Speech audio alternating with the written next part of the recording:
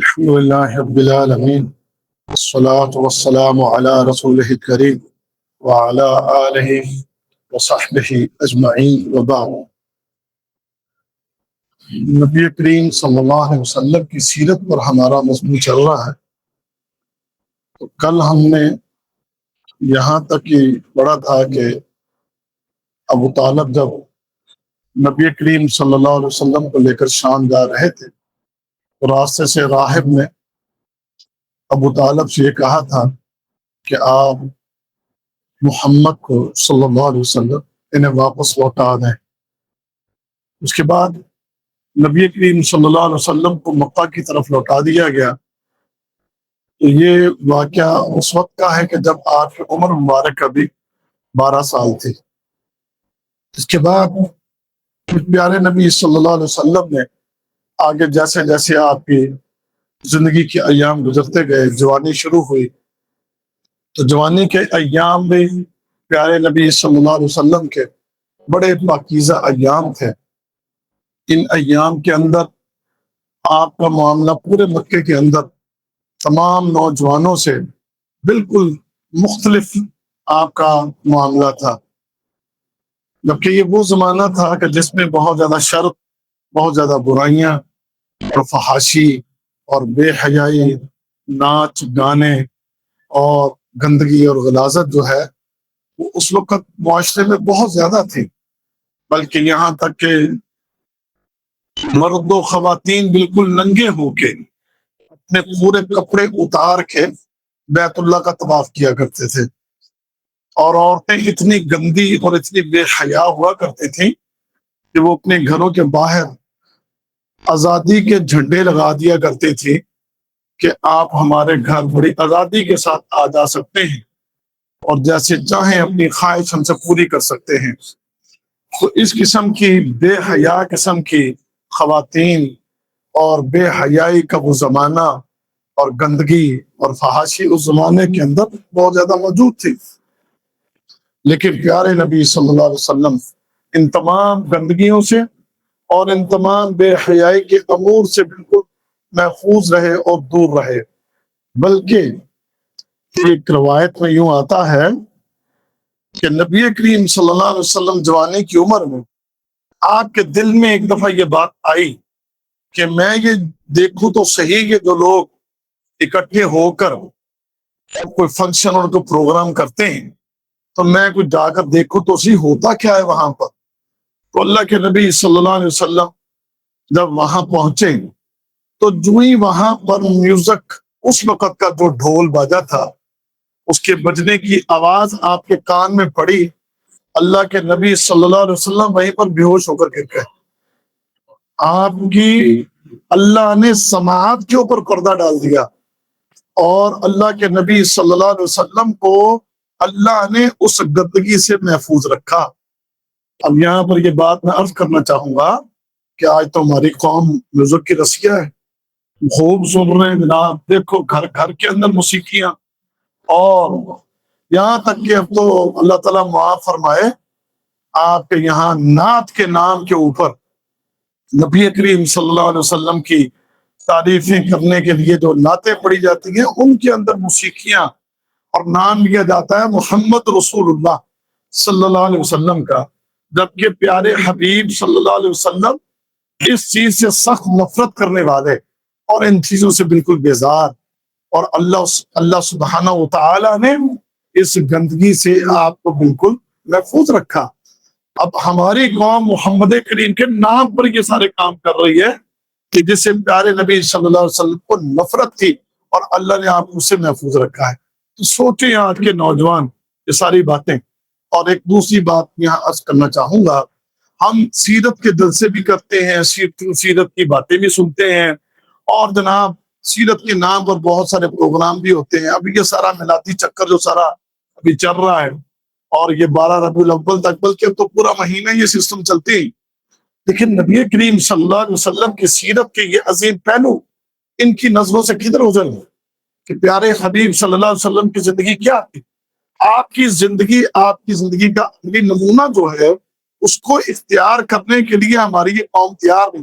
تیار کیا کرنا ہے، ہمیں تو علم ہی نہیں، اور کبھی سیرت کے ان موضوعات کو ہم کبھی تدبر سے پڑھتے ہی نہیں، بس زلفاں کاڑیاں تے دند جناب. کوئی شک نہیں پیارے حبیب صلی اللہ علیہ وسلم کے آپ جیسا خوبصورت اس پوری مخلوق کے اندر کوئی بھی نہیں.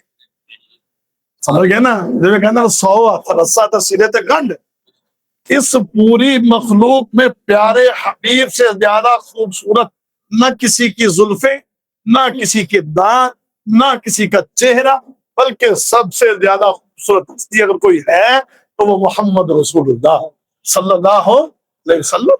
جیسے اماں ایسا کہتی ہے جب چاند کا چودھری کا تھا، میں چاند کو دیکھتی تو کبھی میں زمین پر بیٹھے اس چاند کو دیکھتی تو میرے سامنے بیٹھا چاند آسمان پر چمکتے ہوئے چاند سے زیادہ روشن. یہ باتیں کہ آپ کبھی سنے، ہمیں بھی آپ کی سب کچھ باتیں، لیکن پیارے نبی صلی اللہ علیہ وسلم کے اصل وہ زندگی کے روشن پہلو کہ جنہیں ہم نے نہ کبھی پڑھا، نہ کبھی سنا، نہ کبھی اس سے کچھ سبق حاصل کیے. اللہ کے نبی صلی اللہ علیہ وسلم کی سیرت ہمیں کچھ سبق دیتی، ہمیں درس دیتی ہے، ہماری تربیت کرتی ہے. وہ سیرت وہ پہلو دیکھیں اور وہ پہلو پڑھیں تو آپ کی جوانی کا، آپ کی سیرت کا جوانی کا وہ دور ہمیں کیا سبق دیتا ہے. برائی سے بچنا ہے، فحاشیوں سے بچنا ہے، میوزک نہیں سننے، پوری رات جناب موبائلات پہ بیٹھ کے فلمیں نہیں دیکھنیاں، اور پوری رات جا کے یہ گندگیاں نہیں دیکھنی. یہ جوان پیارے رسول کی سیرت پڑھیں کہ پیارے رسول کی جوانی کیسی تھی. اللہ اکبر کبیرہ. تو نبی کریم صلی اللہ علیہ وسلم کو اللہ نے ان تمام چیزوں سے محفوظ رکھا. اور دوسری ایک اور بات یہاں پر، اللہ اکبر، آپ نے اپنی اس جوانی کے ایام کو جو ضائع نہیں کیا، بلکہ آپ نے محنت مزدوریاں بھی کی اپنی ان ایام کے اندر. اللہ کے نبی فرماتے ہیں کہ میں چند جو ہے تھوڑے سے پیسوں کے عوض میں مکہ والوں کی یا بنو سعد والوں کی بکریاں چرایا کرتا تھا. اللہ کے نبی صلی اللہ علیہ وسلم نے بکریاں چرائی ہیں، اور آپ کو فرمایا تھا کوئی نبی ایسا نہیں آیا کہ جس نے اپنی قوم کی بکریاں نہ چرائی ہو. اور میں نے بھی، یعنی محمد رسول اللہ صلی اللہ علیہ وسلم نے بھی قوم کی بکریاں چرائی ہیں. اور اللہ تعالیٰ اپنے نبیوں سے یہ کام کس لیے لیتا تھا بھائیو؟ اس لیے کہ ان کے اندر عاجزی پیدا ہو جائے، انکساری پیدا ہو جائے، کیونکہ اللہ کو بندے کی عاجزی اور انکساری بہت پسند ہے. اللہ کو چودھری بننا اور وڈیرا بننا اور جناب آکڑ خوں والا بننا اللہ کو قطعاً پسند نہیں ہے.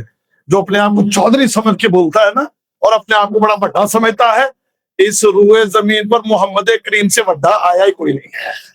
اس روئے زمین پر محمد کریم سے بڑا آیا ہی کوئی نہیں ہے. اور آپ کی عاجزی انکساری کے باوجود آپ کا روب بہت زیادہ تھا، بڑا روب تھا. ایک دفعہ آپ کے نبوت کے دور میں نا ایک کافر کو پکڑ کے نبی کریم صلی اللہ علیہ وسلم کے پاس لا کر پیش کر دیا. اللہ کے نبی کے سامنے اللہ کے نبی نے فرمایا بیٹھ جا. اب وہ بیٹھ گیا. اب بیٹھا نا، کانپ رہا، اس کے اوپر لرزات آ رہی ہے. اللہ کے نبی صلی اللہ علیہ وسلم کیا ہاتھ مارا، کیا ہو گیا تجھے، کیوں کانپنے لگ گیا، کیا ہوا تجھے؟ جیسے کہ رو بتا رہی ہو پیارے نبی، ڈر رہا. اللہ کے نبی نے اس کو تسلی دیتے ہوئے فرمایا سن، جس طرح تیری ماں کھاتی پیتی تھی نا، ایسی میری ماں کھاتی پیتی، اور میں انہی وادیوں میں بکریاں چرایا کرتا تھا. یعنی اللہ کے نبی نے اس کو تھوڑا سا حوصلہ دینے کے لیے کہ میں کوئی دنیا کے بادشاہوں جیسا بادشاہ نہیں ہوں، اور میں کوئی دنیا کے وڈیروں جیسا وڈیرا نہیں ہوں، میں کوئی دنیا کے چودھریوں جیسا چودھری نہیں ہوں. تیرے پر وہ بڑا وہ اس طرح کر کے نا اللہ کے نبی صلی اللہ علیہ وسلم نے اس کو ذرا بڑی تسلی دی، اور وہ پھر اس کے بعد اس کی کپکپاہٹ جو ہے وہ ختم ہوئی. تو اللہ کے نبی صلی اللہ علیہ وسلم عاجزی اور انکساری، جبکہ اس روئے زمین کی سب سے بڑی شخصیت وہ محمد رسول اللہ صلی اللہ علیہ وسلم. اللہ اکبر کبیرہ. بکریاں چروائی، جوان ہو گئے، یہاں تک کہ عمر 25 سال ہو گئی. کتنی ہو گئی؟ 25 سال عمر ہو گئی.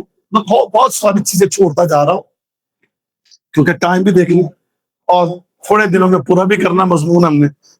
25 سال عمر ہوئی تو ایک بڑی مالدار خاتون حضرت خدیجہ بنت خویلد رضی اللہ تعالی عنہا، وہ تجارت کیا کرتی تھی، اور تجارت کے لیے وہ مختلف قسم کے جو مختلف تاجر جو مکے کے اپنے تجارتی سامان شام کی طرف بھیجا کرتے تھے، ان سے کوئی اگریمنٹ کر لیا کرتی تھی کہ بھی آپ میرا بھی تجارت کا سامان ساتھ لے جاؤ اور جو بچے گا آدھا تاڑا دے آدھا سا، یعنی آپس میں اس طرح وہ طے کر لیا کرتے۔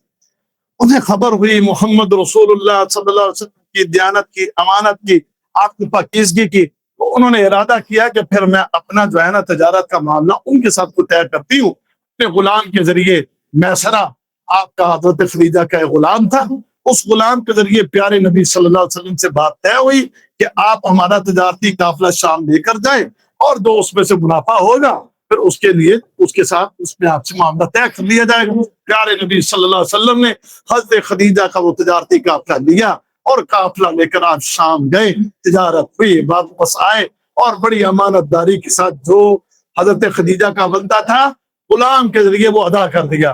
کہتے ہیں حضرت خدیجہ کو اس سے پہلے اتنا بڑا منافع کبھی نہیں ہوا تھا اور اتنا صاف ستھرا تجارتی معاملہ اس سے پہلے جتنے بھی تاجروں سے کیا اتنی صفائی کے ساتھ کسی کے ساتھ بھی تجارتی چیز جو ہے تجارتی معاملہ نہیں ہوا جتنا پیارے حبیب صلی اللہ علیہ وسلم۔